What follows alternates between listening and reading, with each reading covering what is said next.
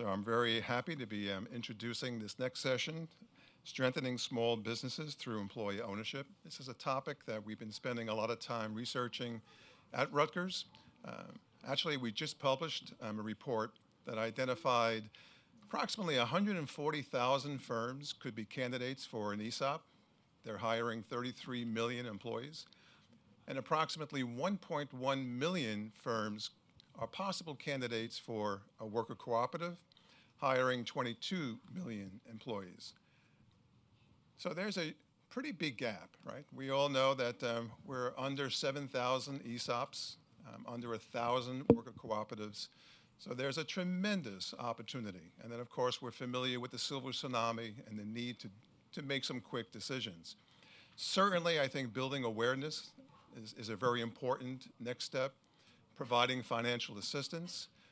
But I've been researching this for quite some time, and I think one of the greatest opportunities is to help prepare these businesses to continue to grow, to be eligible for an effective buyout. So what does that mean? I think it means providing assistance that many more sophisticated firms have available, assistance in developing a succession management program. How do you identify and develop that next leadership team? Designing and implementing effective financial, operational, HR, governance management type programs. These are the things that I think could help many of these businesses get to the point where an effective buyout strategy could be implemented. And we've been partnering, luckily, with here in New Jersey, with the New Jersey Economic Development Authority, trying to address all of those issues. The governor's office has provided financial support for us to continue building awareness. We're in the process of expanding our educational programs designed for business owners, employees, as well as business advisors. And then NJEDA is in the process of implementing a program where they will be providing some financial assistance for business owners that are looking now to implement an employee ownership strategy, helping to finance feasibility studies and related expenses. So hopefully we'll get an opportunity to move this needle, and I'm very happy to also introduce our distinguished panel on this important topic. We have Kevin Clegg, CEO of Clegg Auto. We have Rachel Hottenberger, CEO and Director of the Parman Holding Companies. Sean Tamber Matthew, shareholder at SCS ESOP Strategies. Our moderator is going to be Ann Claire Broughton, founder and board vice chair of North Carolina Employee Ownership Center. And we'll have some closing remarks from Lauren Rogers, the executive director at NCO. So Ann Claire, it's all yours. All right, thanks so much. Hopefully we don't have too much of the post-lunch lull. We'll try to keep you awake. So I do represent the North Carolina Employee Ownership Center. We also have Iowa here. You heard from Leslie earlier, as well as Washington State and Steve Storkin from the Employee Ownership Expansion Network. So our mission is to spread the word about employee ownership as a win-win-win for business owners, workers, and communities. We see a ton of small businesses at the center, so very excited to be part of this discussion. I wanted to just set the stage by defining what we mean by a small business. The SBA defines small business as any business smaller than 500 workers, but I think we see a lot that are considerably smaller than that. But small businesses are the lifeblood of our country. 99% of businesses in the U.S. are small businesses. There are 35 million small businesses in the U.S. They employ 46% of workers, which is about 59 million people. They make up 43% of our GDP. And they are the businesses we all rely on: the pharmacies, beauty salons, restaurants, retail, daycare centers, small manufacturers, and many, many other businesses that we rely on. And so with this silver tsunami, if they don't have a child to take over or a ready buyer, they're at risk of shuttering. And that will be a huge loss because locally rooted businesses circulate 70 cents on the dollar in the community as opposed to 30 cents if they're owned elsewhere. And those are the businesses that are part of they sponsor the Little League team, and they're part of the Chamber of Commerce, and they're just rooted in our communities. So they're very, very important. I did want to quickly mention that we have an ESOP company and an employee ownership trust represented here. The other form of employee ownership that we heard quite a bit from Dr. Jessica Gordon-Nimhard this morning is the worker cooperative. And those are also super important, and they can be very large, like Adria was talking about cooperative home care associates with 2,000 employees, but we also have very small ones. So we've done several conversions to worker co-ops, and those are on the increase. We've done businesses as small as 5 employees. So those very small businesses are also represented here. So with that, let's turn it over to you, Rachel. Can you tell us about your business and how you got to this point? Sure. I'm Rachel Hockenberger with Parman Holdings out of Nashville, Tennessee. Our company has been around for 90 years. We've been employee-owned for 10 years. How we ended up an ESOP is we had 2 owners who were pretty much absent on the day-to-day, and they were aging out. They had children in the business. However, those children were smart enough to know better and stayed out of it. So they needed to do something with their business, and they did look at all avenues, private equity, selling to other private owners, and they kept coming back to the fact that the employees were the ones who had made the business as successful as it was, and they took a haircut on selling the business to the employees 10 years ago, and that's how we became an ESOP today. So our business is our heritage business distribute petroleum products, about 50 million gallons a year. We do about 300 million in revenue. We diversified 6 years ago out of necessity into construction and agricultural equipment. Then it was like blood in the water. So we kept, going after small diversifications to strengthen our portfolio of companies. And did you say how many employees you have? We have 200 employee owners. Fabulous. And Kevin, how about you? So my journey started, I guess, with starting up an auto repair shop with my brother in between undergrad and grad school. And when I went to grad school, I studied organizational behavior, org design, and went off into the big corporate world and spent time with Honeywell, Jacuzzi, Pulte Homes, USAA, some big companies, learned a whole lot of good stuff. My brother said, will you come back and join me now that you've learned how businesses really operate? And I'm like, I don't know that I'm bringing a whole lot back from there that we want to use, but there is some. And if I do come back and join you, you have to promise that we sell to employees. And he's like, what do you mean? I'm like, I don't know, other than I've watched way too many transactions take place, and it seems like the forgotten people are our customers and employees, and it just doesn't seem right. So if we agree to build this thing up and grow it, then we'll sell to employees. And then in the COVID year, for some reason, something clicked that said, what if employee ownership was an operating model and not an exit strategy?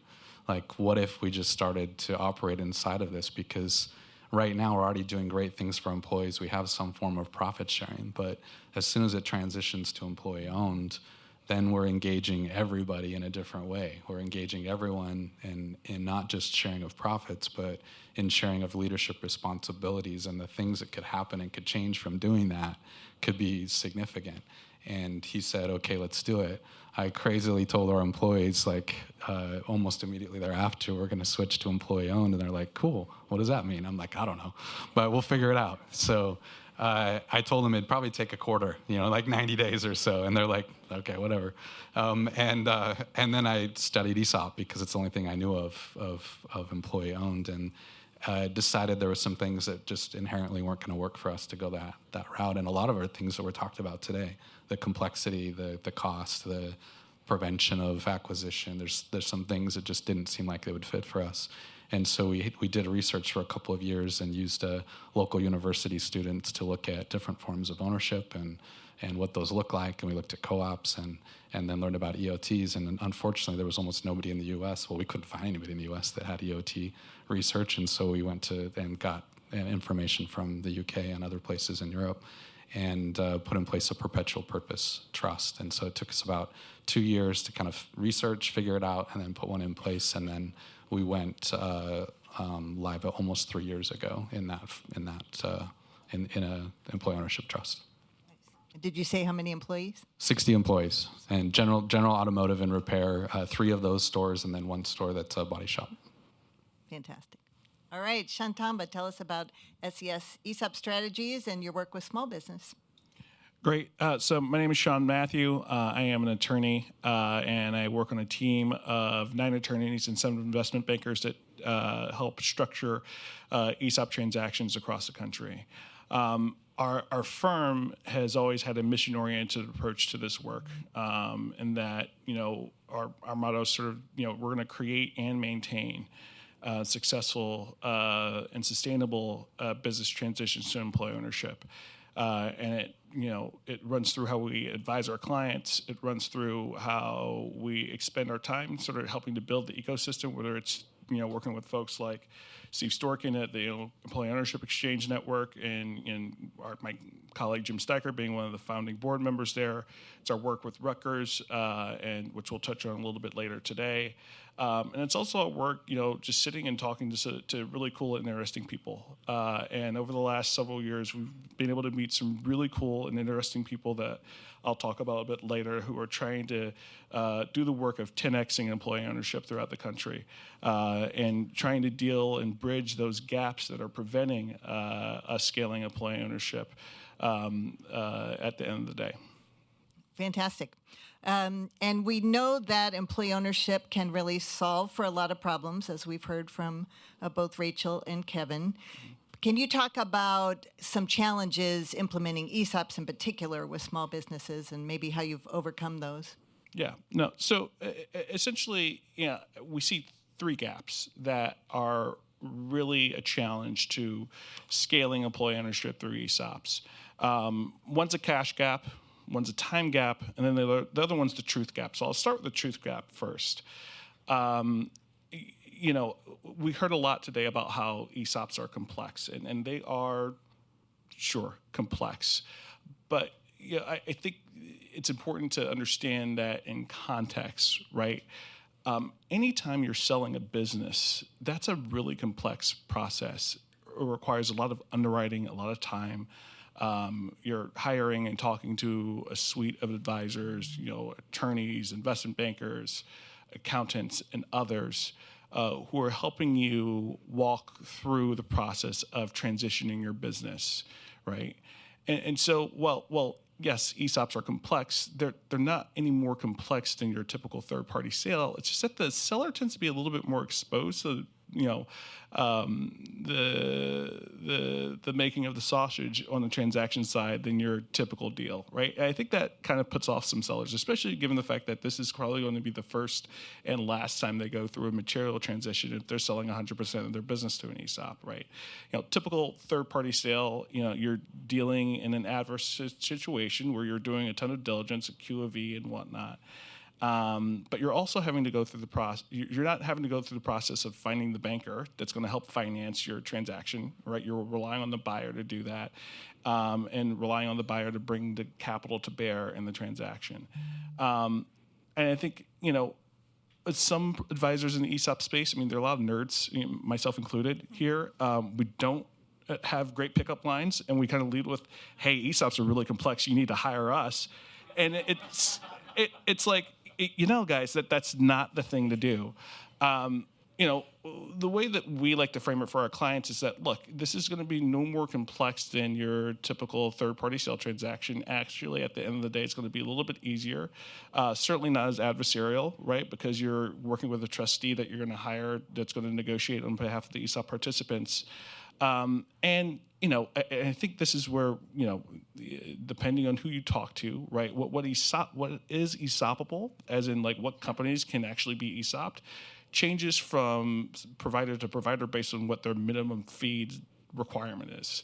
And now, we're a pretty eclectic bunch of folks. If you've met, our founder, Jim Steicher, if you've met our president and CEO, Ed Reniger, great guys with lots of thoughts and opinions about how to maintain and make sure that employee ownership throughout this country is scaled and is done so in the right way. And we take that approach to how we advise folks and say, hey, look, you can do an ESOP transaction with a company that has 20 to 25 employees, has $1 million of EBITDA, right? And that's probably like a soft floor, right? You can have a conversation there. There are a lot of folks who won't touch that side of the deal because that's not how their firms are structured, and we get that. But from a mission perspective, we're going to work with every ESOPable company that's out there. Now, most of our clients aren't at that size. We wouldn't be as big and as profitable as we are as a firm if we were just working with those companies at that level. But we're willing to work with companies at that level because we believe that, the ESOP structure is, tax advantage in a way to create a perpetual capital structure that can really be used to leverage into the wealth of employees in an incredibly unique way. And so, the truth aspect of it, the getting some clarity as to what's ESOPable, what's the art of the possible, and helping folks understand that, I think is a huge issue in the space. And I think Bill, the folks at Rutgers, the folks at Project Equity and CEO, ESOP Association, and other organizations who are trying to do the work of building that awareness and trying to dispel some of those concerns around the complexity piece. But and so look, we're quite successful. We've did 26 ESOP related transactions last year. Of those transactions, about 20 of those were either second stage ESOP deals or new ESOP formations. And so we have a lot of owner operators who are willing to take that 7 to 12 year seller note and say, hey, we'll wait. We like the returns on the notes. We love the fact that I get to run my company basically like a tax free for however many years. I get paid off, and I get to keep the business in my community. I get to keep the culture that's helped the businesses be successful. But for a lot of other business owners who are simply putting their business out to market and hiring a business broker, an investment banker, when they hear about the fact that they're only going to get anywhere from maybe 25 to maybe 45% at the very high end of their purchase price in cash, they're like, hey, I don't want to wait around 7, 12 years to get fully paid for the company that I'm selling. And then the other piece of that is I don't have 7, 12 years. I want to retire. I've got my management succession in place. I don't want to stick around that long in order to fully see my exit. And so what we've been fortunate to be able to work with in our team is a few very innovative clients who have said, hey, let's try to bridge that cash gap. Let's try to bridge that time gap, right? And so we mentioned, Apinson Heritage Capital Partners, Todd and Phil, we talked to them starting 5 years ago when they were coming up with this super interesting novel concept of their private credit fund. And what they've been able to do with now 5 portfolio companies is bridge that cash gap and that time gap for sellers throughout the country, and targeting companies that have low to moderate income workers, and creating structures that are designed to be permanent employee ownership structures. And I think that's really important, with a lot of capital that's being brought to bear in the space, right? That's great, but we want to make sure that when we're talking about employee ownership, we're bringing the capital to bear to make sure that the employee ownership is designed to be permanent, not a quick exit, right? And there might be some situations where you can use an ESOP for certain types of companies that are, large cap companies or super large companies where the basic ESOP fundamentals just don't quite work as well. But for your lower middle market or middle market companies, if you're raising capital, you should do it in a way that ensures permanent employee ownership, right? And so, being able to work with them, but, they are, inspiring others to raise funds and whatnot. But we also see folks like Southeast Acquisition Capital, Mike Morrissey and Mike Brady, who are out here, saying, hey, why not take the search fund approach that we see all over the place, where the economics to the searchers in the context of a typical search fund approach where you go out, you're a fundless sponsor, you go out, acquire a business, and then bring capital to help facilitate that acquisition either through debt or some equity. Well, why not let the ESOP be the equity holder and be designed to be the permanent equity holder in that situation? And let us bring the sophistication to the business to help transition it away from its founder, away from its owner operator, to help scale it over time so that, as it starts to deliver, it can also think about things like acquisitions, do things like that Rachel does with her company in terms of scaling and growing and whatnot, and provide real value to the employee owners of lower middle market and middle market companies, right? And so we see, when we see those gaps, there are now opportunities, folks who are being innovators there who are looking to do the work of trying to bridge those gaps that can really 10x employee ownership at the end of the day. Fantastic. And you kind of led into the next question. I'd love to hear from Rachel and Kevin some of the ways that employee ownership has really strengthened your business, your community. Are there any sort of small business problems it's helped you to solve? Go ahead, Rachel. Thank you.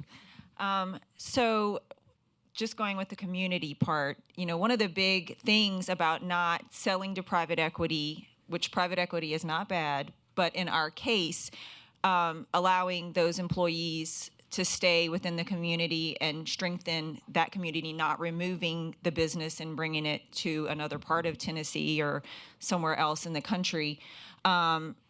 That was very vital. We have a lot of blue-collar workers. Most of our workforce is made up of drivers, mechanics, or technicians. So those folks being in the area, and then our company does a lot of philanthropic activities. If you visit any of our web pages, you'll see the Parman P is our logo, and we put that on anything. A child, socks, headbands. During COVID, we had the masks with a P on it. My children, we mark everything with the Parman P, so someone will ask about it, and then we can explain that we're employee-owned, and this is the things that we do. We also go into some of the local trade schools and try to recruit from that level and explain what their possibilities are once they become an employee owner into their future. And so that's just part of what we do as far as community is concerned. The small C-suite team we have, we spend a lot of time at our locations and in those communities as well. We are in the Southeast and in Minnesota. There's a story there that is too long to share in this setting. So that's how we kind of impact the community in a short answer. And then as far as being employee owned, it is not easy and it is confusing, and it'll be great once we can get the shortened version of that down pat. However, what we've seen is a lot of employees after year 5, and I know that was said yesterday and we firmly agree with that, they really begin to act like owners of the organization. And you see, when a truck driver who's been driving a truck for 40 years suddenly comes in and lets you know that something is broken, you got something good going. Because what's been happening is it's broken and they don't care about it because it's not impacting them. Now they realize it is impacting me. Whenever we have a workers' comp claim or some other tragedy, it's going to impact me and you, that kind of thing. So it has been a behavioral change over the past 5 years. And then as they see that share balance start to creep up, they act more like an owner. And even through acquisitions, they want to see the growth. Not that it's going to be a distraction from what we're doing, but they understand that the more that we grow, there's going to be more opportunity and then more dollars going into their ultimate retirement account for wealth generation. So that's great. And I'm going to give you a chance, Kevin, but first, is your turnover reduced? Is your retention increased? So our retention has increased. If we could track it if we did track it, I'm sure we could. If we were to track it based on everyone up to 5 years and then everyone else, it would send 2 different messages. But for a company of predominantly blue-collar workers, our turnover rate is about 6%, which is kind of unheard of. With drivers, I don't know how many of you have a workforce full of drivers. The majority of our workforce is drivers. Those guys get out at the terminals, which is where you get your fuel from, and they all talk about how much money they make. You just can't stop it.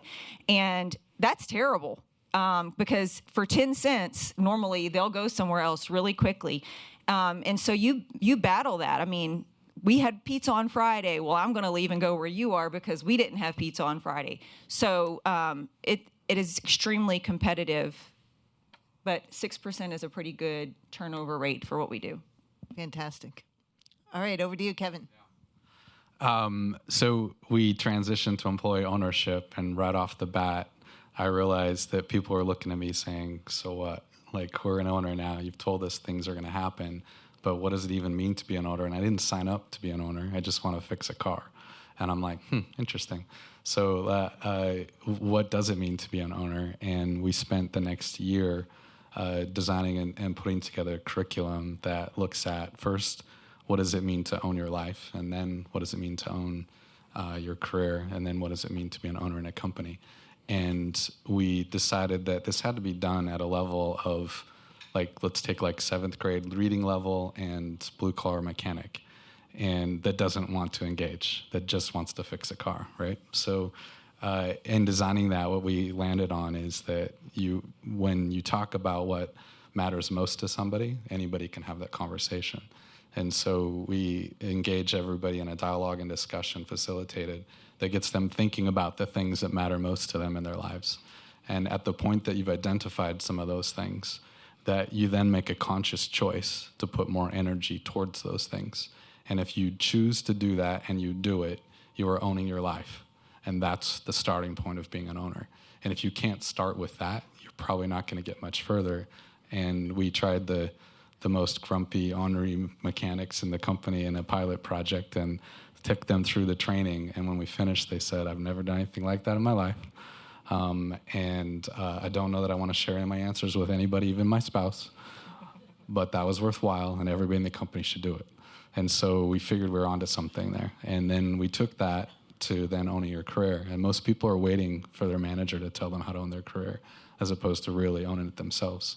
And so the connection point that we made there was, if your career is not helping you on the things that matter most in your life that you've chosen to own, then you should do something about it. Whether that means doing something to love what you do now or leave and do something else. And that was really impactful for everybody. Even more impactful because now they could kind of relate their job to this ownership thing. And then the last step is, if you're still here, then it's time to be an owner in the company. That's shared. And at that point, we all commit together to our values, to generating cash, and to satisfying the customer and improving in our skills that we bring to the table. Those are the only 4 things that matter as a shared owner in a company. And so we do workshops to understand how we impact cash, how we impact customer, how we improve on our skills, and how we live our values, and how we hold each other accountable to that. In launching that, I can definitively tell you that I have a company that's full of people who care. And when you ignite the care factor, suddenly work's not work. Suddenly it's something I look forward to. And then when you come home from work, suddenly you have energy to give to your community and to your family. And that changes massive amounts of lives. And that's the beauty and the power of employee ownership. That's fantastic. Thank you so much. Yeah. I think that's what drew many of us to employee ownership, is stories like that.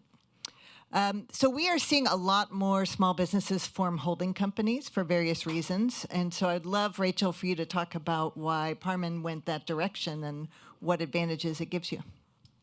So we did not start out of the gate as a holding company platform. And like I said, we distribute petroleum products, which is fossil fuels, and it's expensive to purchase that and get it distributed and get the cash back from those customers. 10 years ago, I don't know that everyone going into the ESOP model counted the cost of what was going to happen the day after you became an ESOP to your balance sheet. But we found out the day after we became an ESOP what was going to happen when we suddenly had a bunch of negative equity. And the suppliers' credit analysts also found out, and they let us know all about it, that we were in trouble because we had negative equity, and although they had been supplying the company for 60 years, what have you, that they were not doing it anymore. And so that was a big situation that we had to deal with, and for a couple of years, we tried to educate and pivot. And I mean, credit analysts, they're doing their thing. They're filling in the blanks, and you don't fit in the circle anymore. And we had to figure out a way around it. And through the process of, if we do this and we move this here, and that's kind of how the idea came up. So our holding company was formed. We moved the ESOP to the holding company level. And so that was about year 3 or 4, which kind of changed the flavor because it took a lot of the burden off of our day-to-day conversations with fuel suppliers. And then we were like, hold on, strategically, this is one of the best decisions we've made, because now we can go out and acquire other companies that can fall under the ESOP umbrella. And then we can have financial statements that shows true operating company performance. It happened because out of necessity, and it was a great thing for us as the days went on. So. And you mentioned it helped you diversify. And, yeah. So after that, so we had done a couple acquisitions in that first 5 years. And I don't know if any of you have been acquisitive, but in acquiring a company and bringing it into a current platform, there's a lot that goes into that. It's almost a disruption to business. It's a big disruption to business. And so that six years ago, our 4th year in, we decided to diversify, and we found this construction agricultural equipment business that was for sale. We didn't know anything about it. We didn't know the market. So we went into it very blindly, and what we found was you didn't have to have the same ERP, you didn't have to have the same people. We could use the holding company employees, so we got a lot of synergies from that and kind of gained some headway, and with the intent of balancing some of the burden on that existing operating company and kind of taking the pressure off of it in case there was seasonality or something else which occurred, and it became profitable out of the gate. 4 or 5 years in, it makes up 40% of our overall value of the company. Nice. And Kevin, you're also a holding company. Can you talk about how that works and what's your vision for it? So where we're going now that we've understood kind of how to ignite that care factor and employee ownership spirit inside of what we're doing, and it's working to great results. How do we make that accessible and scalable? Truly to small business, which I will go way less than the 500-person company. I'm talking like 10-person company, like the majority of small businesses in America. And because a lot of these models and frameworks aren't going to work. But what we're putting in place is a revision to our trust to where it's going to be available for other people to join our trust and share in our purposes. And in doing that, they don't have to experience all the costs. And then we'll maintain separate holding companies that are C corporations that will have independent financial boards and independence so that the different and no one holding company can take out another holding company. But you create a network of all these holding companies. And these holding companies are sector-specific, industry-specific. So the power of roll-ups, which PEs are doing it because there's power in roll-ups, but instead of selling it at the end, these are all held in perpetuity. And so you have the autonomy of businesses that get to operate independently as long as they live by the purposes only. So you're taking the power of purpose trust, you're taking the power of holding companies and shared services, and then you're leaving the independence for people to operate per those purposes only. So you're getting the best of a whole lot of different things and putting it all together. Now we can go to a small business owner and say, when we have a holding company in place for a specific service sector, like we're in automotive today and we know that market really well, so we're going to start growing in that market. But we'll go get an electric hold company put in place with a professional that knows that. They will start to acquire small businesses, those owners that want to keep their employees employed. They want to keep their services in their community. And now there's a transition path. Even if they don't have a successor, that person who knows the industry knows how to hire somebody. They know how to support that new leader who doesn't know the industry and how to operate in that industry.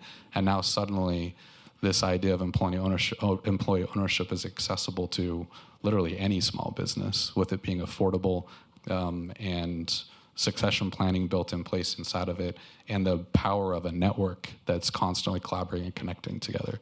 So that's the vision of where we're going, and we're getting ready to launch that here, hopefully in this next year. So that's great. I love that another way for businesses to become employee-owned. So, Sean, you are on the board of Empowered Ventures, which is another ESOP holding company. What do you see as the potential for this model? Yeah, so and just as a little bit of background on Empowered Ventures, it's a diversified ESOP holding company that is headquartered in Indiana.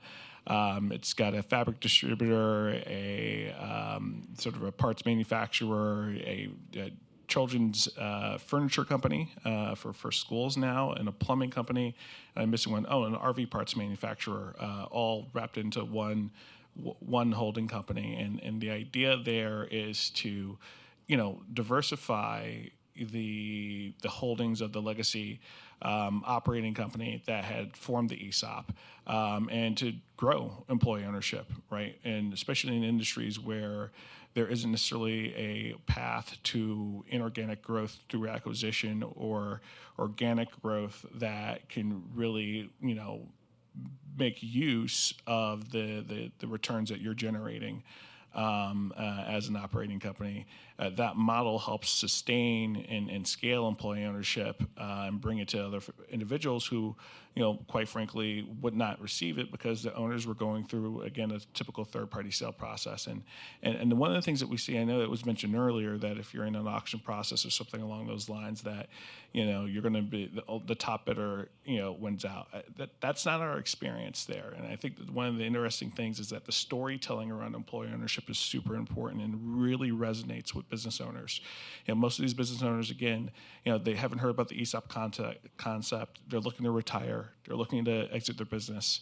And when they hear about the story of employee ownership from Chris Fredericks or from Rachel or from Kevin, they're like, hey, no, this really resonates. And I want to sell my company to these folks so that my employees can now own the company at the end of the day. And for these business owners, it takes off the burden of the ESOP administration that these companies would have to take aboard, from a regulatory perspective, and understanding that, they're not engaging in a transaction directly with the ESOP most times, although there are some circumstances where if they want to take advantage of the tax benefits there, they can do that.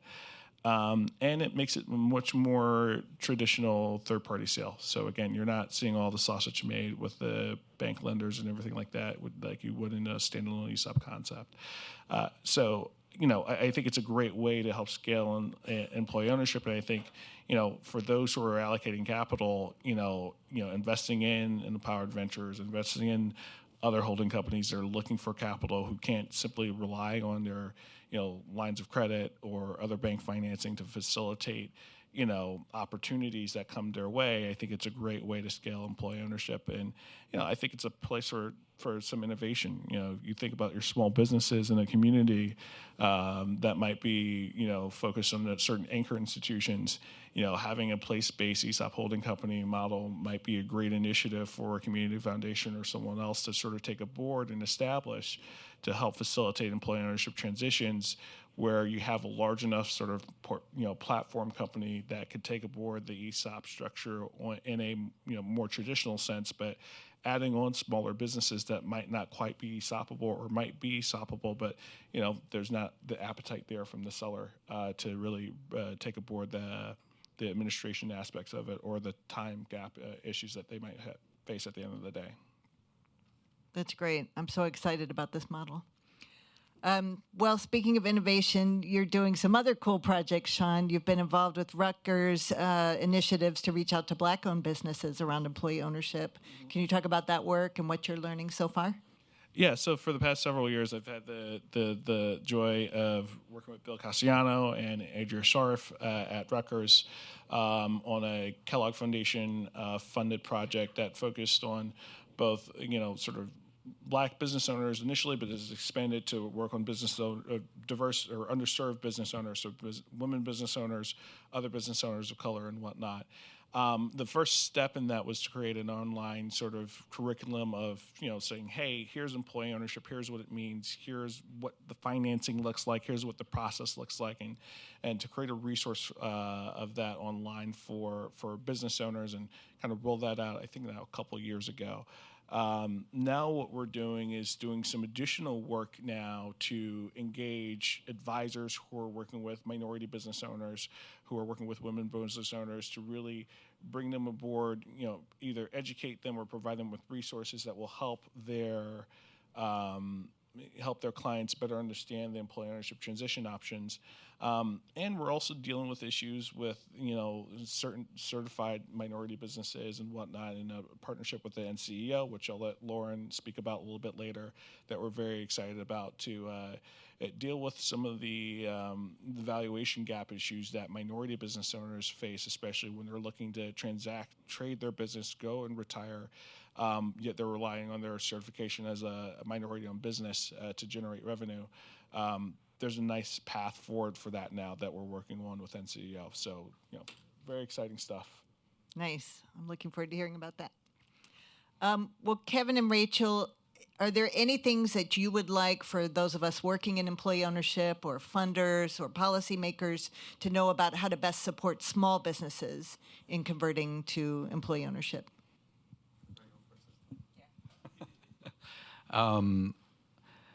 I guess recognize, like, when I look at small business, again, I'm not looking at the 500 or 100. It's that 5 to 10 person, and most of the solutions aren't going to fit at that size. And so, if we really want to make meaningful impact, if we really want to see a 10x or a 100x happen, which I think we're primed for that to be the case. There's so many positives. Everybody just nods their head when you talk about all the merits of it. We've got to find solutions that are these types of connecting solutions that take costs way down and make it possible, and for owners to actually see that they don't have to do it themselves.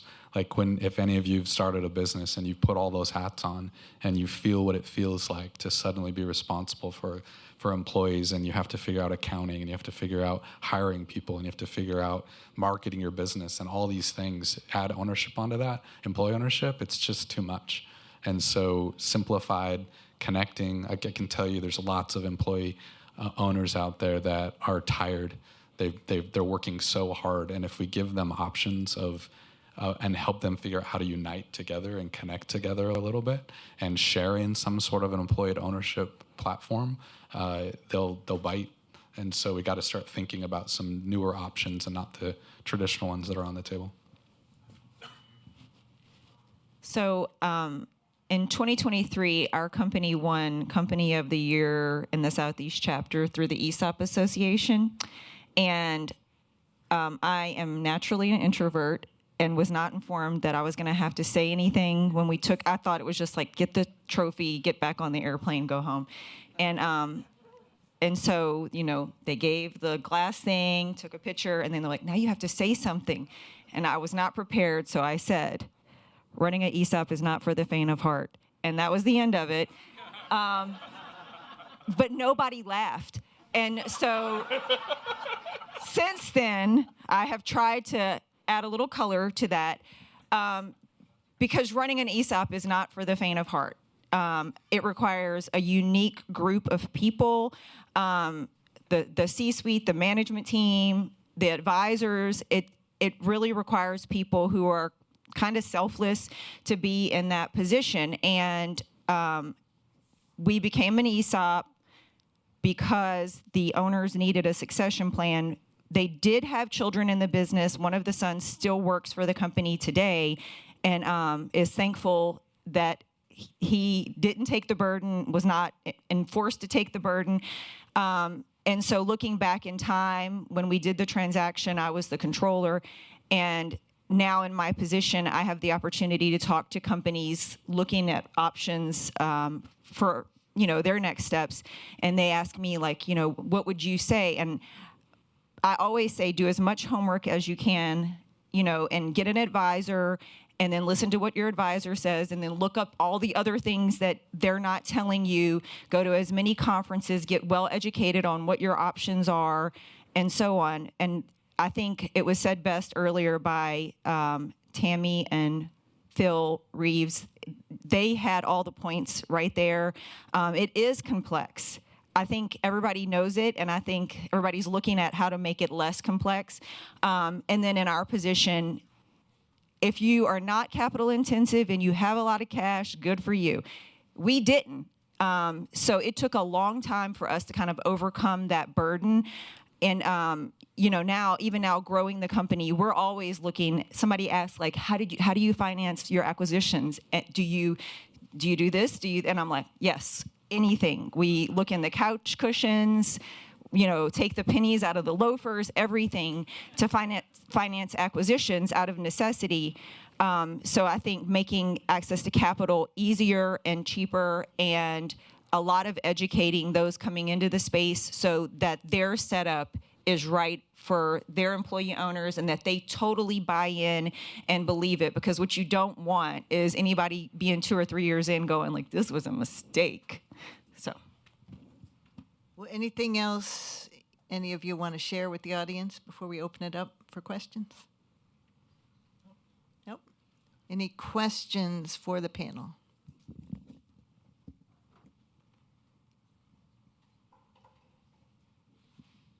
I know we're all in the after lunch sleepy phase. Anybody here work with pretty small businesses? Few people.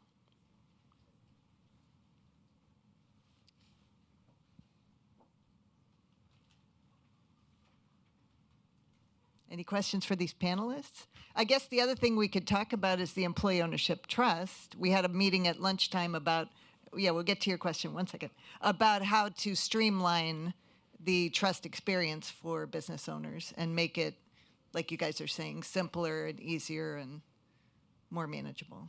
So more to come there. Go ahead. That was actually going to be my question. Like, if you can share how the experience was, of setting up the trust. I don't know if you can walk us a little bit about how it happened. And you mentioned you went to get some resources outside of the U.S. But I think hearing about the experience in a little bit of granularity would be great. Yeah. Thank you. So it was actually difficult. Like, we knew we wanted to do a trust, but finding somebody to help us, it didn't seem like there was a lot of options. And as we considered the options initially, the idea of a perpetual purpose trust wasn't on the table, and it seemed just things weren't going as smoothly as we would like to have been going.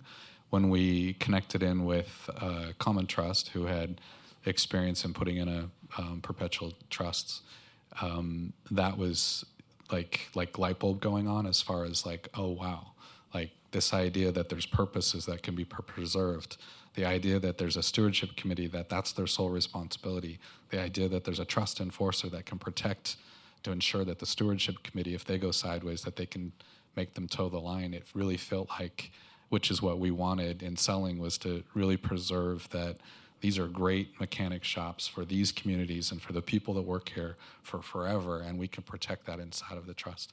So that was super appealing. The process was literally one of going through somewhat of a template and saying, here's some common things, but you need to really think about what are your purposes. And we can't tell you what those are. Those are what matter most to you.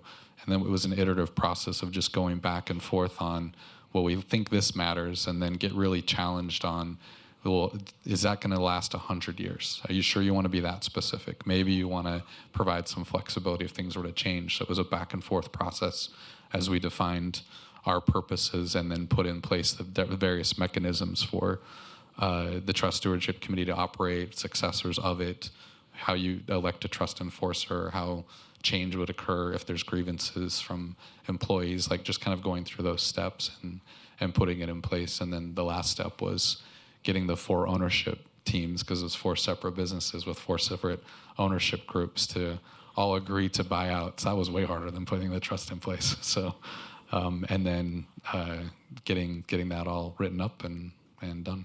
It took us about 9 months from start to finish from when we started working on the trust. And we had the trust largely in place within about 3 months. And then it took 6 months for the attorneys to figure out how to write up agreements for buy-sells. So.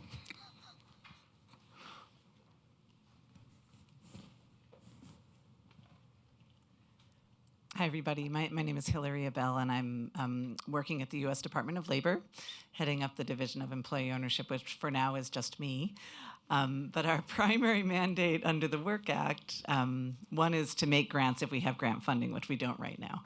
Congress has to appropriate that. But the other is to create a clearinghouse of resources on employee ownership and employee participation. And it encompasses all forms of employee ownership. And from my experience in the field, I'm of the belief that information itself is essential and can be done better or worse or made more or less accessible or helpful. But of course, there's lots of other things that go into it. So it's not just about the information. But I do have an opportunity for what we'll be launching a clearinghouse at the U.S. Department of Labor with this purpose. So I'm just curious for you all on the panel, and this stands for anyone in the room. The folks at Rutgers and Aspen know how to reach me if you'd like to have a conversation later. What types of resources, what types of information, what questions do you think would be most important to ask on a federal government, DOL-hosted clearinghouse about employee ownership and employee participation to help companies like yours and others helping to move this agenda? Anyone want to tackle that? I mean, I can a few things. It really felt lonely as we started talking about, well, how do you train people on how to be an owner? And there's nothing there.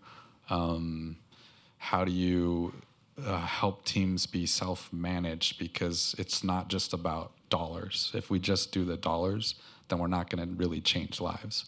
So how do you help people adopt and share in decision-making and taking ownership of different aspects of how business works and operates? And how do you operate boards successfully? There's just so many components that you're feeling like you're navigating pretty solo, especially if you want to grow and think about expansion of what you're trying to do. Like even components of just management principles in general and having them accessible to everyday employees to where they can access it affordably. There's lots of management training out there, but it's go to a course for a week and suddenly you're knighted a manager and like you know nothing, right? And you want everybody to learn management and leadership principles. So how do you get curriculum designed and accessible and affordable for every employee to access on an ongoing basis as opposed to going to a one-time class? Those are some of the things that it'd be amazing if there was good network support systems, resources, whether it's from the government or from anywhere, from industry, from shared ownership groups, whatever, any of those would be amazing. Yeah, I think what we've seen is, that there's a real impact to the storytelling of it and helping, business owners connect with other business owners through their stories as to why they transitioned their business. And, for those business owners who have gone through the ESOP process and have delevered and now their companies are 100% ESOP owned and there's no transaction debt, talking about the real impact on the employee owners at the end of the day, I think is very important. And so making sure that those stories are elevated, coupled with, some guidance as to kind of the technical needs, right? I think is really important. Again, leading with the complexity is not the best thing. It's not a great pickup line. Like leading with the actual impact that an ESOP can generate for a business, I think is should be the goal of an initiative like that. And putting that storytelling out there, I think is critical because I think it helps clear the air a little bit at the end of the day. I'll just pile on. I agree. Business owners like to hear from other business owners who took that same path. And so the state employee ownership centers have videos of businesses in our state that you'd be welcome to use. What about you? We'll send you a video. No. And this is our 10th year of employee ownership, and we did do a video having long tenured truck drivers and folks like that. And a lot of the truck drivers before coming here, I did pulled some of those guys and looked to see how much are they contributing to 401k? What does their ESOP balance look like? And it's real dollars. We pay a very competitive wage for whatever geographical area those drivers are in. And a lot of them don't contribute anything to their 401k because they're using the dollars that they bring home. So then when you look at that ESOP account and you see, $225,000 after 9 years of vesting, that's real dollars that they'll be able to grow for the next 10 to 12 years before they retire. That will help them to be less reliable on Social Security because we're not real sure, and potentially that dollar value will grow greatly in those 10 to 12 years. So that's what we're talking about. At the end of the day, we're in it to create that wealth generation tool for those individuals today, and then hopefully that'll go into their family's future. Fantastic. Go ahead, Tim. All right, thank you. It's a thorny one, so feel free to cut me off. One theme I've noticed emerging, not just in this panel, but in several of them, has just been that complexity of ESOPs in particular. And we can't talk about that in front of business owners that are considering it, but I think if we don't talk about it here, we're doing ourselves a disservice. So I'm curious, of the three of you, of the four of you actually, and Claire, you as well, tangibly, where are there opportunities to reduce complexity? And I ask this because my worker co-op friends made the point, we used to say when a business is so big, it's a good fit for an ESOP. Biggest employee-owned company in the world is a worker co-op, right? So I think that's kind of what I want to see, is also that smaller companies can be ESOPs. That it's not like, oh, you're only a good fit for a worker co-op. If you don't like that, you're not employee-owned. So how can we reduce the complexity such that more of these forms are more apropos based on who wants to do what? You got 60 seconds, go. So I think part of it's just, playing the role of trusted advisor and helping a business owner walk through the path and mapping that out for them. It's something that our team sort of talks about a lot, and we're unique, right? I mean, we have a Stevens & Lee, it's our law firm, 200 plus attorneys, working on all aspects of a business's needs. And then we also have an investment bank. And so we're with the client from beginning to end and then after the fact. And I think part of the issue is that, the ESOP is a very unique corporate finance tool. And having an advisor set that appreciates the power of that and what you need to navigate regulatorily to leverage it, and then also help your controllers, your CFOs understand how best to manage the administrative burden of that is really important. And so there's probably, more work to be done in the advisor set of really walking, our clients through the life cycle, much more than just, having an NCEO or ESOP Association presentation, although those are great. It's really spending the time to map out, like, kind of what does the calendar look like, and being that outside resource. I think also when you have, thinking of some of the innovations in the space, when you think of like the folks at Southeast Acquisition Capital who appreciate that complexity and who are looking to go to market and to make it for the business owners a much more traditional ESOP exit, but staying on and being strategic advisors to those companies post-closing as it relates to the ESOP issues, as it relates to the dual mandate that an ESOP-owned company's board of directors has to be sustainable, to pay out repurchase obligation to their employees, but also to grow. Having the sort of advisor set grow and expand and innovation like that, I think is going to be a really important piece to the puzzle for the long term to scale and really grow employee ownership.